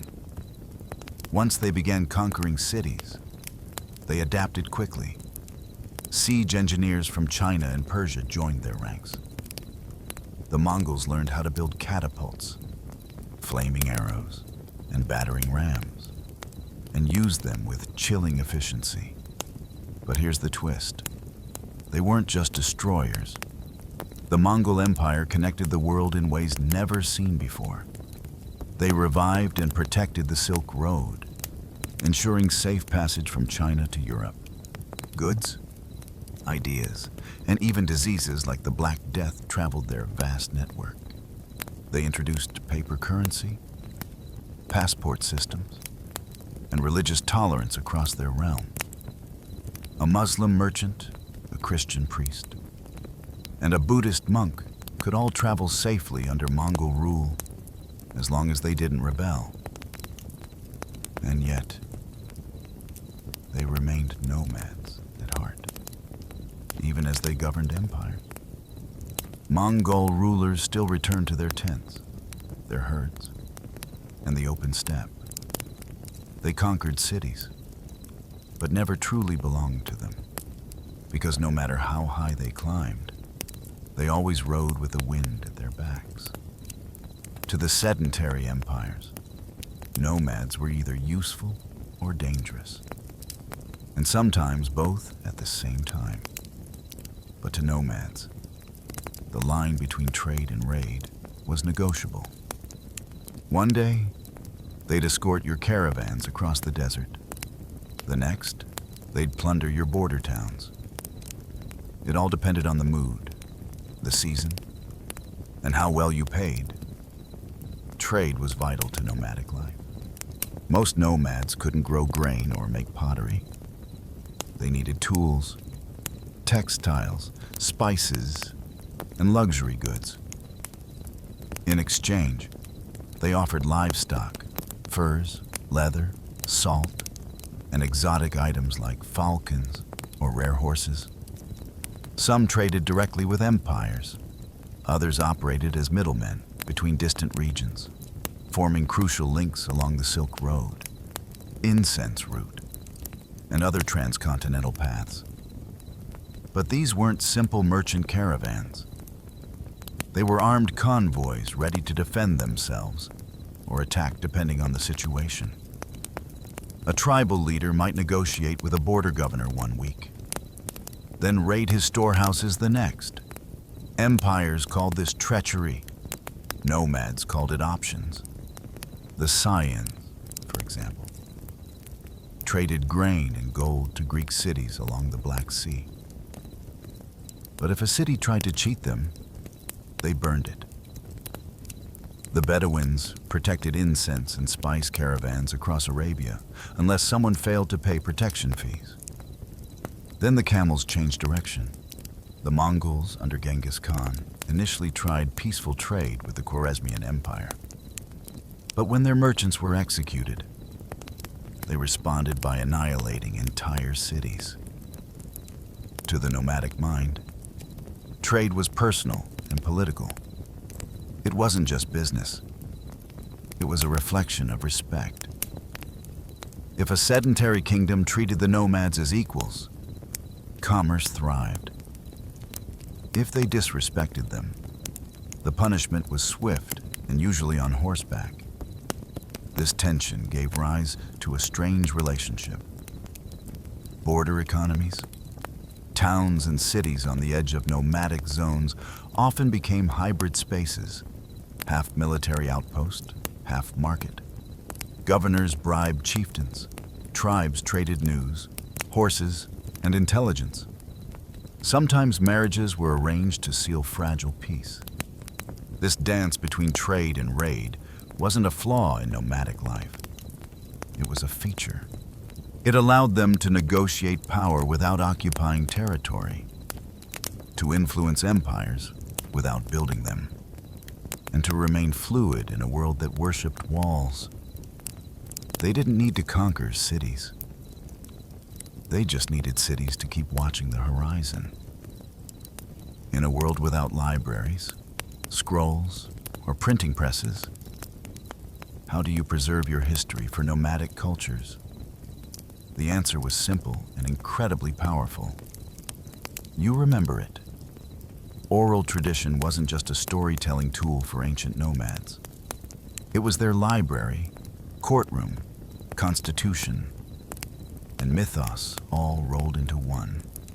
From the Sayan grasslands to the Mongol plains and the Bedouin deserts, memory was sacred, and the tongue was sharper than the sword. Elders were more than old men and women. They were archives in human form. They knew lineages stretching back a dozen generations, war stories that shaped tribal identity, and proverbs that guided decisions in peace and battle alike. These weren't campfire tales told for amusement. These were lessons, warnings, and laws. Among the Bedouins, poetry was king. A well-crafted verse could shame an enemy, honor a fallen warrior, or settle a dispute. Poets or shy were advisors to tribal leaders, remembered more clearly than many chiefs. Their words could ignite war or stop it cold, and their memory flawless. Entire epics were passed down word for word, generation after generation. The Mongols were no different. The great work known as The Secret History of the Mongols was first preserved orally, only written down later. It tells not just the rise of Genghis Khan, but the cultural values of loyalty, fate, revenge, and ambition that defined their world. It isn't a dry historical record. It's a living saga originally recited by heart to teach and unify. Even the Scythians, who left almost no written records, maintained detailed oral accounts of their migrations, battles, and alliances. When Greek writers like Herodotus described their tales, they were capturing echoes of a far older spoken tradition. History passed through campfires, not chiseled in stone. Oral tradition had its risks. Memories faded, stories evolved, but it also had one massive advantage. It lived. It was adaptable, flexible, and deeply human. It allowed nomadic societies to retain identity even after migrations, defeats, or cultural absorption. Empires may have fallen, and their archives turned to dust, but nomadic stories survived. Not because they were written down, but because they were woven into breath. And as long as someone remembered, nothing was truly lost. In many ancient civilizations, women were confined to the background, silent, veiled, or confined behind palace walls. But in nomadic societies, the story was often very different. On the move, everyone worked, and that meant women held power, too. From the Saiyans to the Mongols, archaeological and historical evidence shows that nomadic women were not just mothers and wives. They were riders, warriors, shamans, diplomats, and clan leaders. Life on the move didn't allow for idle hands. Every member of the community, regardless of gender, had to contribute to survival, warfare, and governance. Take the Saiyans, for example. Burial sites across the Eurasian steppe have revealed women buried with swords, arrows, and armor, their bones showing injuries from combat. These weren't symbolic burials. These women fought. Greek historians were so intrigued and terrified that they crafted entire myths about Amazon. Fierce warrior women supposedly descended from these nomadic tribes. In Mongol society, women managed the encampments while the men were away raiding. or conquering. But even at the highest levels of power, women left their mark. Genghis Khan's daughters and daughters-in-law often ruled territories, led armies, and conducted diplomacy. One of the most powerful women in Mongol history, Saga Khani Beki, was a strategist and kingmaker who raised emperors and brokered alliances. Among the Bedouins, women had fewer public leadership roles, but still wielded influence through poetry, family alliances, and the sacred traditions of hospitality. A woman's tent was her domain. Her ability to manage resources, uphold honor, and raise future warriors made her a central figure in tribal life. In some tribes, women could initiate divorce, control property, and even own camels, the ultimate symbol of wealth and survival. Religion also gave nomadic women spiritual authority. In various Turk and Siberian steppe cultures, female shamans played crucial roles as healers, spirit guides, and keepers of ancestral wisdom. They weren't fringe mystics, they were respected pillars of the community. In short, mobility created necessity, and necessity gave rise to equality, at least more than what was seen in most empires of the time. The unpredictable nature of nomadic life demanded flexibility. If a man fell in battle, a woman stepped up without ceremony, without asking permission. In these wind-swept societies, a woman could be the hand that rocked the cradle and the hand that drew the bow. For nomadic peoples, spirituality was not tied to temples or sacred buildings. It was woven into the land, the sky, and the journey itself.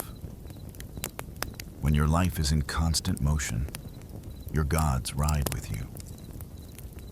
Nomadic belief systems were typically animistic and nature-based, rooted in the cycles of the seasons, the behavior of animals, and the rhythms of survival. The wind wasn't just weather, it was a messenger. Mountains were guardians, rivers carried spirits, fire was sacred, life was a dialogue with the unseen. Among the Sayans, described by Herodotus, worship centered on a pantheon of gods tied to the natural world. Titi, the goddess of the hearth, likely equivalent to Hestia and Papios, the sky god. Rituals often involved horse sacrifice, cannabis smoke, and sacred oaths sworn under open skies. Their spiritual world was visceral, earthy, and direct. No priests in robes, just warriors and shamans calling to the heavens. The Bedouins, before the rise of Islam, practiced a form of polytheism centered around local deities and tribal idols. But above all, they revered the unseen, the mysterious forces of fate and nature. Jinn, or spirits, were believed to dwell in rocks, windstorms, and lonely places. Poets and seers were thought to be inspired, sometimes even possessed by these entities. Hospitality wasn't just a custom, it was a spiritual obligation. In Mongol culture, the spiritual world was structured around Tangrism, the worship of Tangri, the eternal blue sky. Tangri wasn't a god you prayed to in a temple. He was the sky itself, ever present, watching and judging. Genghis Khan claimed his right to rule came from Tangri. Mongols also revered earth spirits, ancestral ghosts, and the sacred fire in the center of every tent. Shamanism played a vital role. Shamans were healers, spirit guides, and political advisors. The beauty of nomadic spirituality was its adaptability. As nomads came into contact with Buddhists, Muslims, Christians, and others, they often blended these beliefs with their own. Mongol emperors patronized multiple religions at once. A Bedouin could follow Islamic law while still clinging to older desert-rooted customs, whereas cities built temples to contain the divine. Nomads carried the sacred with them. Their gods moved, their rituals adapted, and their beliefs flowed like the rivers they crossed. Because to a nomad, faith didn't need four walls, just sky above, earth below, and memory in between. They didn't leave behind pyramids or cathedrals. You won't find their capitals on modern maps. And yet, the legacy of ancient nomadic cultures is written all over history in the flow of trade. The scars of conquest, and even the languages we speak. Nomads were not historical footnotes. They were architects of disruption, reshaping entire continents through movement. The Silk Road. That wasn't just a route for silk and spices. It was a highway built by hooves, maintained by the diplomacy, muscle, and local knowledge of nomadic tribes. Without them, East and West might never have met. Empires feared them, and for good reason. The Saiyans, Xiongnu, Turks, and Mongols all challenged the myth of urban superiority. Their victories exposed a fundamental truth. Mobility can outthink monuments. Where empires moved slowly, nomads adapted. When cities relied on walls, nomads relied on speed. But their influence wasn't only military. They acted as cultural bridges, carrying music, recipes, stories, and even religion from one world to another. Mongol rule brought Chinese printing technology to Persia. Arab Bedouin traditions shaped the early Islamic world, from language and law to poetry and honor codes. Turkish nomads laid the groundwork for the Ottoman Empire. The paths they rode became arteries of civilization. Even after their empires faded, their spirit endured. You can see it in modern horsemanship, in oral storytelling cultures, and in the values of kinship, resilience, and independence that still echo across the steppe, desert, and tundra. In many ways, they also serve as a warning. They remind us that no structure is permanent, not even the grandest empire. They prove that the wind could erase borders, and that power didn't need to be carved in stone to be real. Today, many nomadic peoples still exist, though fewer in number and often under pressure from modern borders, climate change, and urbanization. Yet, their descendants carry traditions older than most nations: hospitality to strangers, reverence for animals, and stories that ride through generations like horses through fog. So when you study history, don't just look at the walls, the temples, the thrones. Look between them. That's where the nomads lived, and that's where history moved. In the mid-1800s, America was a country divided not just by politics, but by terrain. The East bustled with cities, factories, and ports. The West was a wild expanse of mountains, deserts, and gold fields. And between them, stretched over 1,700 mirrors of unforgiving wilderness. To journey from New York to California meant weeks on a ship around Cape Horn, or months in a wagon, dodging disease, bandits, and dust. But the dream was there. A railroad that would tie the country together. Steel rail by steel rail, a direct line from coast to coast. Unthinkable to some, inevitable to others.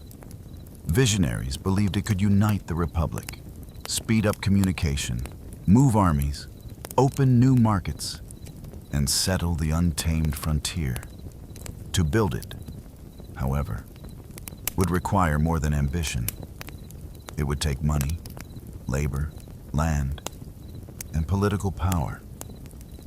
That last part came with the Civil War. In 1862, while the nation was tearing itself apart, Abraham Lincoln signed the Pacific Railway Act.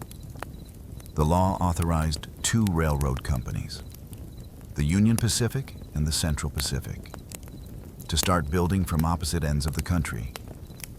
The Union Pacific would head west from Omaha, Nebraska. The Central Pacific would go east from Sacramento, California. They would meet in the middle. To fuel the construction, the government offered massive land grants for every mile of track laid. Each company received up to 640 acres of public land and generous loans. The race was on, not just to unite the country, but to claim land, money, and history itself. On paper, it was a marvel of infrastructure. In reality, it was about to become one of the most grueling construction efforts in American history. Workers would blast through mountains, bridge vast plains, and brave bitter winters and scorching deserts. Thousands of immigrants and laborers would be brought in to do the work. The rewards would be monumental, but so would the human cost. And for the indigenous nations living on the land, where the tracks would cut through like a scar, this was not progress. It was a warning. In 1862, the idea still sounded like a gamble. But within 7 years, two lines would meet in the Utah desert and change America forever. While the Union Pacific had the flat plains of Nebraska ahead of them, the Central Pacific faced a far more brutal challenge from the very start: the Sierra Nevada mountains. These weren't gentle hills. They were towering granite peaks prone to avalanches, snowdrifts, and back-breaking terrain. And this was before dynamite was even invented.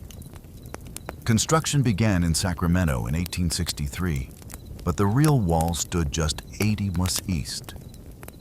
The Sierras were a formidable barricade, and every mile of track laid felt like a war against nature itself. To conquer this obstacle, the Central Pacific needed labor, a lot of it. At first, they hired mostly Irish immigrants and white laborers, but many quit, unable or unwilling to face the grueling conditions. That's when the company turned to a new workforce: Chinese immigrants. By 1865, over 10,000 Chinese laborers were building the railroad, more than 80% of the Central Pacific's entire workforce. They were paid less than white workers, often lived in more dangerous conditions, and faced deep racism. But they proved indispensable, showing incredible skill, endurance, and discipline. Their work was heroic and horrific. They carved tunnels through solid rock using only hand tools and black powder. The most infamous tunnel number 6 took nearly 2 years to complete. In winter, snowdrifts reached 40 feet. Workers lived in camps buried beneath snow, connected by vertical shafts like chimneys. Dozens died in avalanches, explosions, and rock slides. And yet, the line advanced to speed progress. Chinese crews suspended themselves in baskets over cliffs, chipping away at stone inch by inch. When they couldn't go around a mountain, they went through it. When they couldn't level terrain, they built wooden trestles that soared above ravines. It was some of the most dangerous and underappreciated labor in American history. Few records exist of individual Chinese workers. No statues were built for them at the time. But without their hands, the transcontinental dream would have died in the Sierras. By 1867, the Central Pacific finally emerged from the mountains. What lay ahead was desert, harsh, dry, and deadly, but flat. The worst was behind them. The race to the meeting point was truly on. While the Central Pacific was battling granite and snow in the west, the Union Pacific had its own gauntlet to run. Starting from Omaha, Nebraska, the company laid track westward through the Great Plains, a land that seemed endless, flat, and deceptively simple. But the challenge wasn't the geography, it was people, politics, and power. The Union Pacific hired largely Irish immigrants, former Union soldiers, and freed men. Many were veterans looking for steady pay after the Civil War. Crews could lay 2, sometimes even 3 miles of track in a single day. The wide open plains allowed speed, but they also exposed the workers to raids, starvation, and environmental extremes. This was indigenous land. The Pawnee, Cheyenne, Arapjo, and Lakota Sioux had hunted, lived, and died on these plains for generations. And to them, the railroad was not progress. It was an invasion. The track cut directly through tribal hunting grounds. The smoke-belching engines frightened buffalo herds. Telegraph poles and surveyors disrupted sacred spaces. Tribes saw what was coming: settlers, soldiers, fences, and displacement. Resistance was inevitable. The Lakota Sioux, under leaders like Red Cloud, fought back fiercely. They raided camps, attacked surveying teams, and tore up rails. In response, the U.S. government built forts along the route and stationed troops to guard the track. Railroad construction became a militarized operation with track layers working under the protection of armed guards. It was a low-grade war fought with rifles and treaties that never lasted. For the indigenous nations, the railroad represented a death sentence for their way of life. And they were right. Still, the Union Pacific pushed forward, financially backed by massive federal loans and led by men like Thomas Durant. The company laid track at breakneck speed. Crews lived in temporary towns, dubbed Hell on Wheels, which sprang up overnight and disappeared just as fast. Gambling, whiskey, and violence followed the workers like a dust storm. By 1867, Union Pacific had reached Cheyenne and was headed into Wyoming. The mountains loomed in the distance, but the real mountain they were climbing was political. How do you unite a nation when you're laying rails over the bones of another for the Union Pacific? The answer was simple. Lay the track. Don't look back. The story of the Transcontinental Railroad is often told with golden spikes and great men in top hats. But the real story, it's soaked in sweat, muscle, and pain.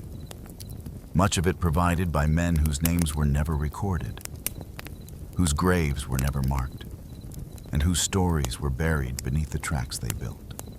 On the Central Pacific, it was the Chinese laborers who did the impossible.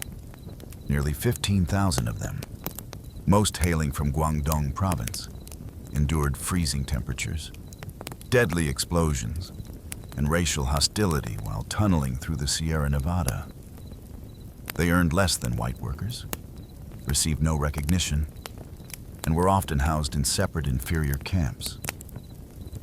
But they persisted quietly, skillfully, and relentlessly, despite being called weak and unfit by early skeptics. The Chinese crews soon proved to be the most reliable workforce on the railroad. They blasted rock, laid rail, built trestles, and cooked their own food, often staying healthier than their counterparts.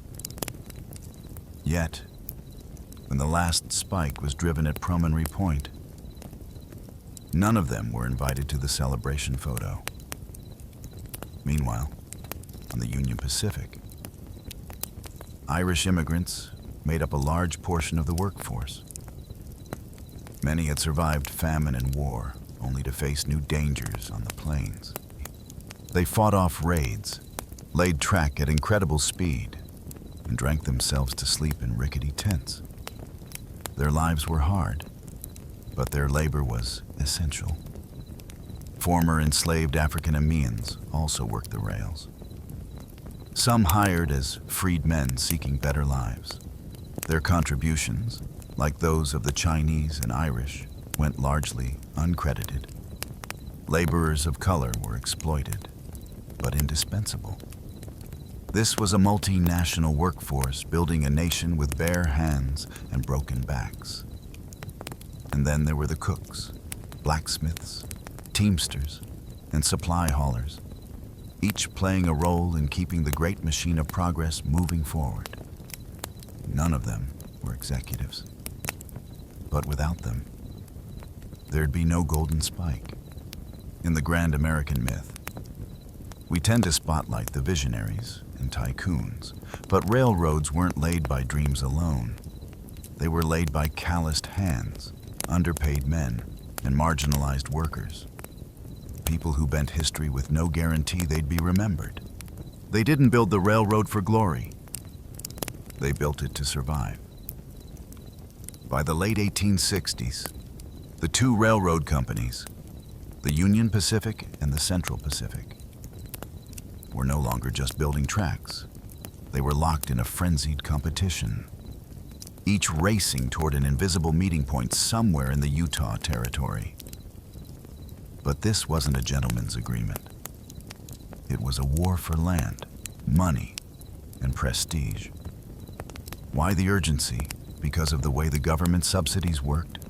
For every mile of track completed, each company received federal land grants and hefty loans. The more track you built, the more profit you claimed.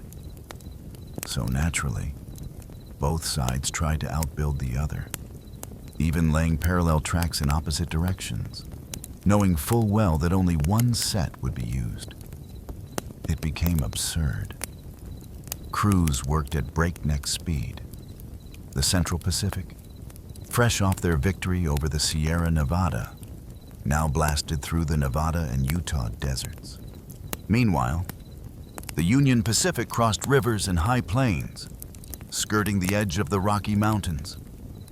They even began laying track through areas they knew the government would eventually declare wasteful just to secure funding. Work intensified to near manic levels. The Central Pacific's Chinese crews set a world record in April 1869. 10 miles of track laid in a single day. A feat unmatched even today. They accomplished this using synchronized teams, rotating shifts, and a rhythm honed through years of labor. Union Pacific crews, not to be outdone, pushed hard from the east despite ongoing labor strikes, supply issues, and mismanagement from their financier, Thomas Durant, who was more interested in stock manipulation than railroad engineering. The two tracks finally neared each other at Promontory Summit in present-day Utah. Surveyors marked the site. Arrangements were made for a formal ceremony. Locomotives from both companies, Central Pacific's Jupiter and Union Pacific's number 1119, were brought face to face. Cowcatcher to cowcatcher. Executives prepared speeches. A special golden spike was commissioned. Telegraph wires were hooked up to transmit the final hammer blows in real time across the country. But behind the celebration was the lingering reality. The race had been brutal, often reckless, and entirely driven by profit. The rails were now joined, but the scars they left behind on land, labor, and lives would remain for generations. Progress had a finish line, and both companies were willing to trample over anything to cross it. On May 10th, 1869, the windswept plains of Promontory Summit, Utah became the center of the American universe.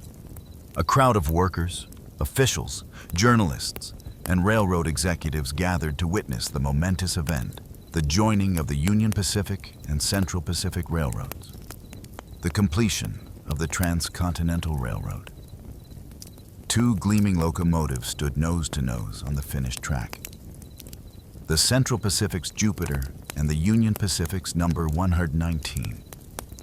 Between them lay a final rail, and at its center, a golden spike engraved with the words, "May God continue the unity of our country as this railroad unites the two great oceans of the world." Telegraph lines had been connected to the ceremonial hammer. Each blow would send an electric signal across the country. As Leland Stanford, representing the Central Pacific, raised the sledgehammer, Americans across the nation leaned in to listen. With each swing, the telegraph clicked. Done. Church bells rang, cannons fired, cities erupted in celebration. From New York to San Francisco, it was as if a national artery had been stitched together in real time. The East and West were no longer months apart. They were 7 days apart by rail. It was a stunning engineering achievement. The United States was now bound coast to coast by steel and steam. The symbolic significance couldn't be overstated. A young post-Civil War nation had proven it could connect its fractured parts and march into a modern industrial era. But not everyone was part of the celebration. None of the Chinese workers who had laid most of the Central Pacific's track were invited to the photo. They had been excluded from the ceremony entirely, despite their role in accomplishing the impossible. The Irish laborers, freedmen, native guides, and other marginalized workers were also absent from the frame. In their place stood bearded men in frock coats holding hammers and cigars. So while the country celebrated unity, the reality was more complex. The railroad did connect east to west, but it also sharpened divisions between races, classes, and cultures. It united markets, but at the cost of many human lives. The photo that day captured the official story of the railroad, but the real story that was buried beneath the track. The completion of the Transcontinental Railroad didn't just shrink geography. It exploded the American economy. Almost overnight, the United States was no longer a bi-coastal nation awkwardly bridged by wilderness. It was now a single economic organism, pulsing with movement, commerce, and opportunity. Goods that once took months to transport by wagon or ship could now move from coast to coast in under a week. Agricultural products from the Midwest, wheat, corn, cattle, could be shipped westward to booming mining towns or eastward to the industrial cities. Manufactured goods flowed in the opposite direction. Rail cars replaced oxen. Steam replaced sail.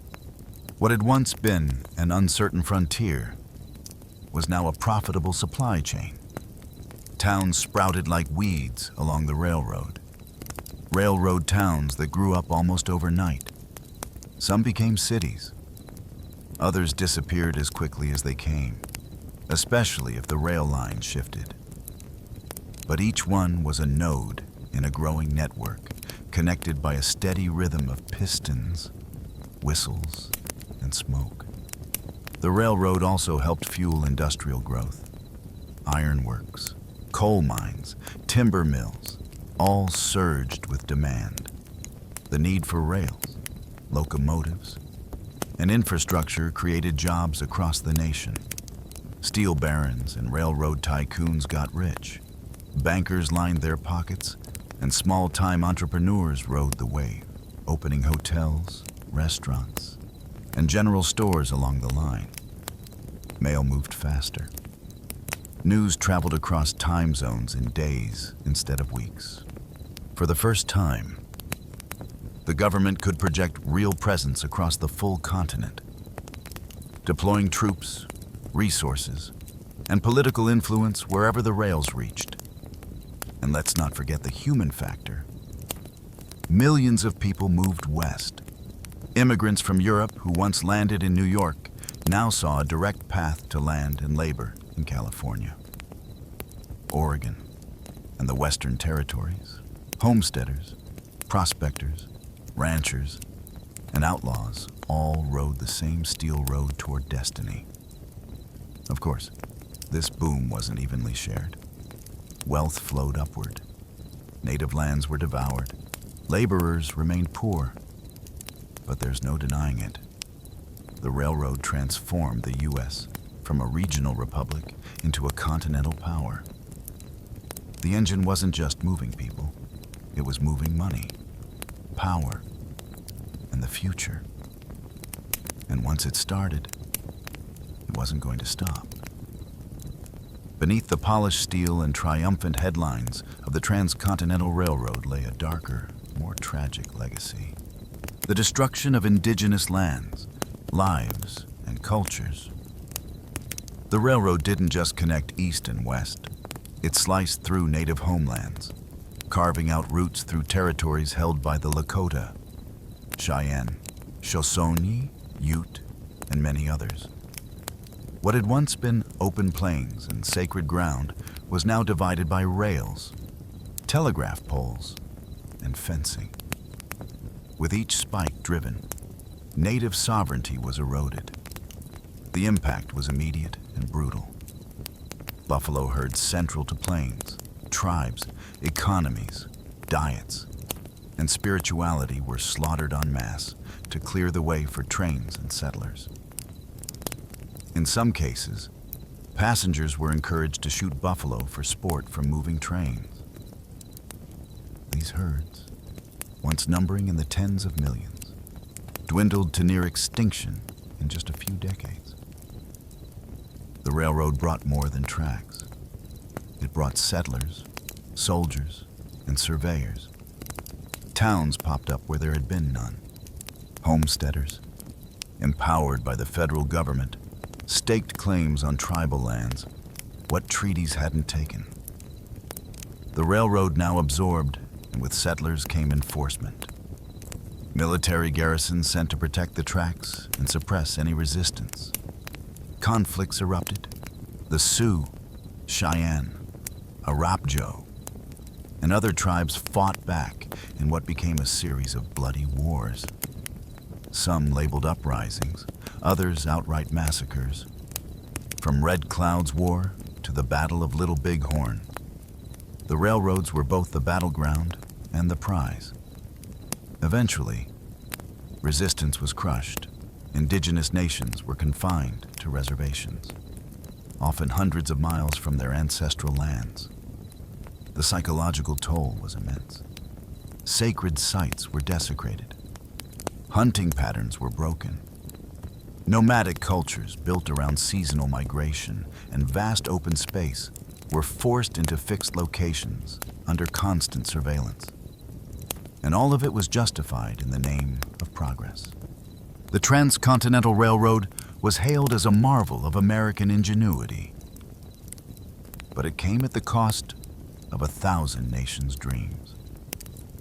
It wasn't just the iron that cut through the land. It was the erasure of a way of life replaced by timbers and timbers. History books often praise the railroad for uniting a nation. But for native peoples, it tore theirs apart. When the final spike was driven at Promontory Summit in 1869, it wasn't just the end of a railroad. It was the beginning of a new American identity, faster, hungrier, and increasingly shaped by steel and steam.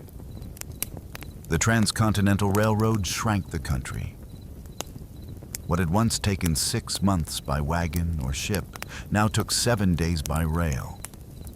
It changed how people moved, how goods were exchanged, and how the very idea of distance was understood. Suddenly, the concept of a coast-to-coast nation wasn't a dream. It was a daily reality. The railroad fueled the rise of time zones created to coordinate cross-country travel and commerce. It reorganized agriculture, allowing farmers to send produce across state lines. It powered the second industrial revolution, enabling raw materials to flow efficiently into urban factories. The rhythm of the country began to match the clatter of trains. Culturally, the railroad reinforced a sense of manifest destiny, the belief that America was meant to span from Atlantic to Pacific. It made expansion feel not just possible, but inevitable, with rails stretching across deserts, mountains, and plains. There was no longer a wild frontier. Everything felt reachable. Everything felt claimable. But the railroad also set the template for corporate power in America. Massive wealth accumulated at the top. Men like Leland Stanford, Thomas Durant, and Collis Huntington didn't just get rich. They shaped policy, bought politicians, and built empires. Corruption scandals like the Credit Mobilier affair exposed how deeply railroad interests were embedded in government.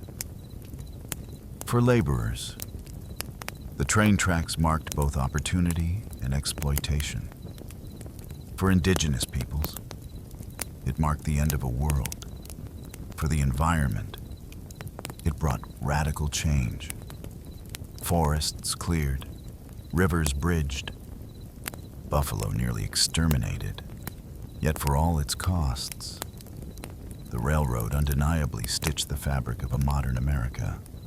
It connected immigrants to opportunity, businesses to markets, and governments to distant territories. It transformed an experimental republic into a fully integrated nation. The iron rails didn't just carry passengers, they carried ambition, destruction, hope, and hubris. The railroad was both a triumph and a tragedy. And once those twin locomotives touched cowcatchers in the Utah desert, the country was never the same again. The nation was transformed not by war or election, but by iron and fire.